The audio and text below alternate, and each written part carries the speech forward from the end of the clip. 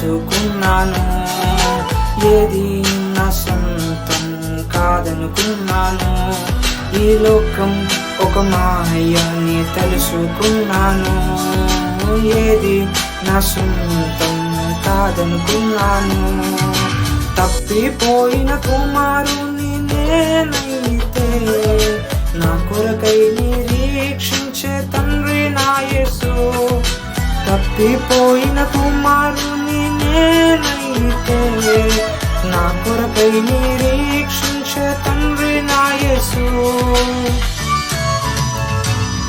ఈ లోకమంతా నేను వెతకినా నాకు లేదయ్యా ఎక్కడ ఆనందం.